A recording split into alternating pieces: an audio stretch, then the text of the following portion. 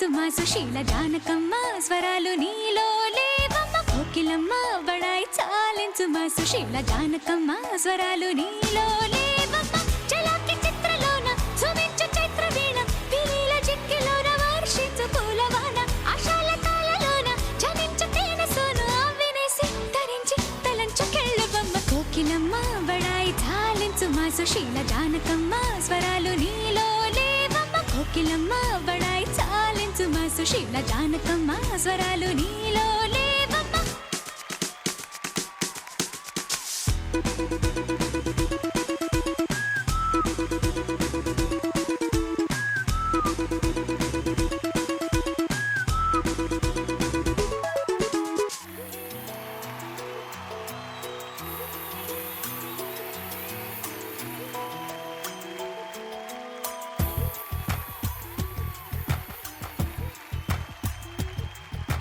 పలికే గోరింకా చూడవే నా వంక ఇక వినుకో నా మది కోరిక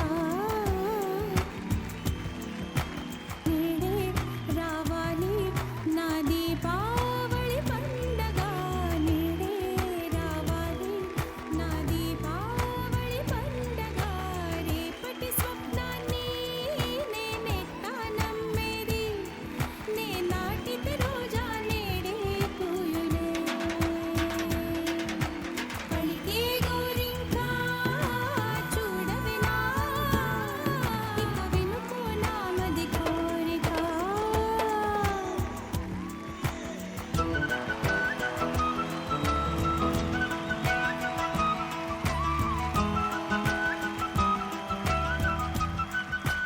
పలికే గోరింకా చూడవే నా వంక ఇక వినుకో నా మది కోరిక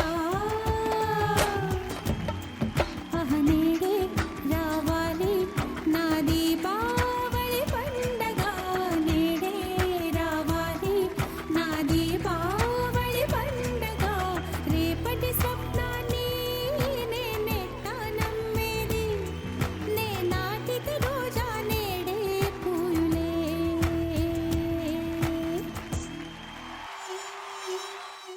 అమ్మా, అలాంటి వాళ్ళది నిజమైన ప్రేమ కాదు, అది వ్యామోహం. ఎగ్జాక్ట్లీ చిన్నత్త, నిజంగా ప్రేమించుకున్న వాళ్ళు అలా చేయరు. ఎంత మనసు విరిగిపోతే కన్న కూతుర్ని పట్టుకొని మా దృష్టిలో చచ్చిపోయా ఉంటుందా తల్లి? అది సరే అమ్మా, తన కూతురుతో తన మాట అనేటప్పుడు ఆమె మాటల్లో వ్యథ, కళ్ళల్లో బాధ గమనించావమ్మా? పెద్దబాబుకు బర్త్డే విషెస్ చెప్పు కూడా వెళ్ళాం కదా. ఊరికే ఎలా కాలిపోతుంది? మంట పెడితేనో పడితేనో తగలబడుతుంది.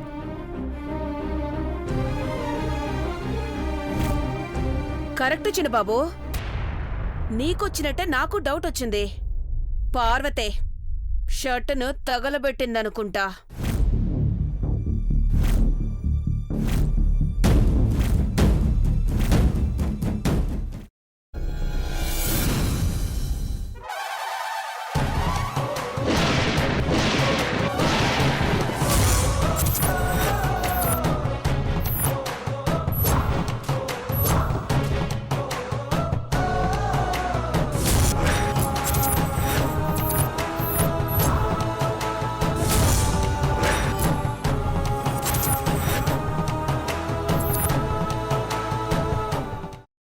కున్న తర్వాత పొట్టు తీసేసి చాప్ చేసి పక్కన పెట్టుకోవాలి.